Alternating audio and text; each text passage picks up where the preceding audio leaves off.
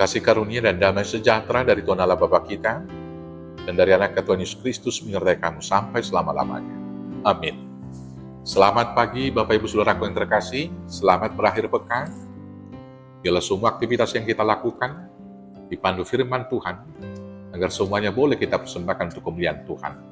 Maka karena itu dengarkanlah firman Tuhan pagi ini dari Amsal 14 ayat 26, tapi saya akan bacakan sampai dengan ayat 27.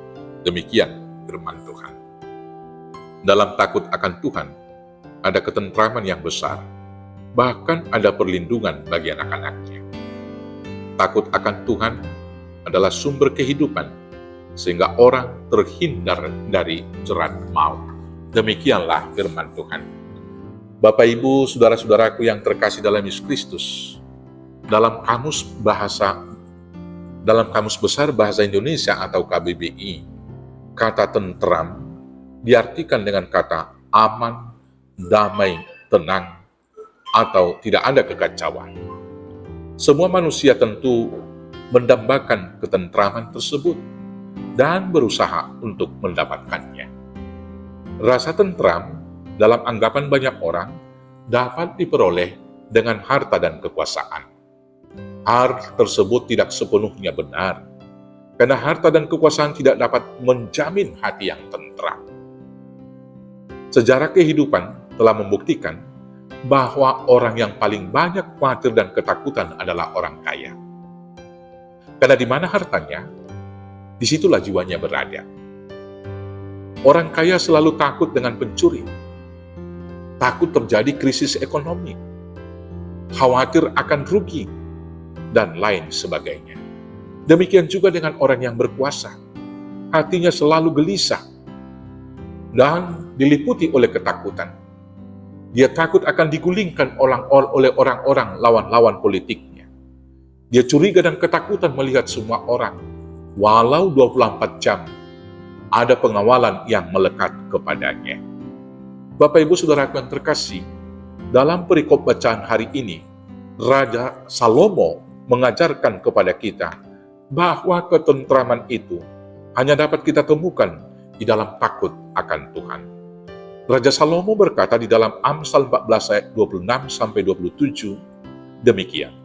Dalam takut akan Tuhan ada ketentraman yang besar, bahkan ada perlindungan bagi anak-anaknya. Takut akan Tuhan adalah sumber kehidupan, sehingga orang terhindar dari jerat maut. Dalam konteks kitab Amsal, kata takut yang dalam bahasa Ibrani dikatakan jirah, berarti takut, taat, atau patuh yang disertai dengan sikap tunduk dan hormat kepada Tuhan. Sikap hormat dan patuh kepada Tuhan diwujudkan dengan sikap merendahkan hati, serta mematuhi dan menaati perintah-perintah Tuhan dengan ketulusan, kepasrahan, dan keikhlasan, bukan karena keterpaksaan dan ketakutan karena hukumannya. Lebih tepatnya, rasa takut akan Tuhan dalam konteks ini adalah seperti hubungan anak yang menaruh hormat kepada bapaknya. Takut akan Tuhan akan memberikan kebahagiaan dan ketentraman bagi kita. Pemazmur berkata di dalam Mazmur 128 ayat 1 demikian, berbahagialah setiap orang yang takut akan Tuhan, yang hidup menurut jalan yang ditunjukkannya. Kebahagiaan yang diperoleh oleh orang yang takut akan Tuhan adalah dia akan mendapatkan ketentraman yang besar. Anak-anaknya akan dilindungi. Tuhan akan menghindarkannya dari jerat maut atau kematian. Singkatnya, orang yang takut akan Tuhan akan mendapat ketentraman dan kebahagiaan di bumi, dan juga akan mendapatkan hidup yang kekal di surga. Bapak, Ibu, Saudaraku yang terkasih, rasa takut akan Tuhan itu dapat kita tunjukkan dengan cara yang pertama, taat beribadah kepada Tuhan.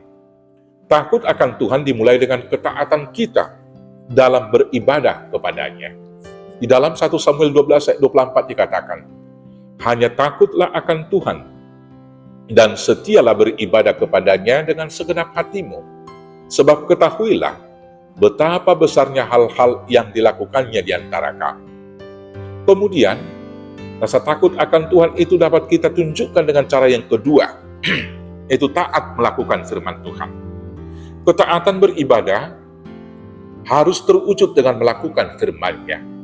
Dalam Ulangan 10 ayat 12 dikatakan, "Maka sekarang, hai orang Israel, apakah yang dimintakan daripadamu oleh Tuhan Allahmu, selain dari takut akan Tuhan Allahmu, hidup menurut segala jalan yang ditunjukkannya, mengasihi Dia, beribadah kepada Tuhan Allahmu dengan segenap hatimu dan dengan segenap jiwamu." Kegenapan seluruh firman Tuhan adalah kasih. Maka melakukan firman Tuhan berarti mengasihi Tuhan dengan segenap hati dan mengasihi sesama seperti diri sendiri. Rasa takut akan Tuhan dapat kita tunjukkan dengan cara yang ketiga, yaitu membenci kejahatan dan dosa. Mengasihi Tuhan berarti melakukan firman Tuhan dan kebenarannya. Maka mengasihi Tuhan berarti membenci kejahatan dan dosa. Kita tidak dapat mengasihi iblis dan juga sekaligus mengasihi Tuhan. Dalam Amsal 8 ayat 13, firman Tuhan berkata demikian, "Takut akan Tuhan ialah membenci kejahatan. Aku benci kepada kesombongan, kecongkakan, tingkah laku yang jahat, dan mulut penuh tipu muslihat." Rasa takut akan Tuhan dapat kita tunjukkan dengan cara yang keempat, menjaga hati. Hati adalah pusat kehidupan manusia. Karena itu, hati harus dijaga supaya tetap suci dan Roh Kudus tetap berdiam di dalamnya. Hati yang didiami Roh Kudus akan menggerakkan kita senantiasa setia melakukan perintah Tuhan dan memampukan kita merendahkan diri di hadapan Tuhan dan sesama. Hati yang dikuasai oleh Roh Kudus akan memampukan kita setia memuliakan Tuhan serta selalu menghormati sesama. Di dalam Amsal 4 ayat 23 dikatakan, "Jagalah hatimu dengan segala kewaspadaan, karena dari situlah terpancar kehidupan." Bapak Ibu, saudaraku yang terkasih dalam Yesus Kristus, takutlah akan Tuhan, lakukanlah perintah-Nya, bencilah kejahatan dan dosa. Taatlah beribadah, dan jagalah hatimu dengan seksama, supaya Roh Kudus memimpin hidupmu. Maka hidupmu akan tentram dan berbahagia.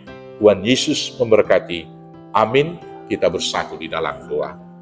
Terima kasih Bapa, biarlah kami hidup taat dan melakukan perintah Tuhan sebagai wujud nyata cinta kasih kami dan rasa takut kami kepada Tuhan. Maka bimbing kami dengan Roh Kudus, agar dalam segala hal hidup kami berkenan kepada Tuhan. Inilah doa kami Bapa, kiranya kabulkan hanya karena kasih-Mu, di dalam Yesus Kristus Tuhan Juru Selamat kami yang hidup. Amin. Selamat hidup takut di dalam Tuhan. Selamat beraktivitas. Selamat berakhir pekan.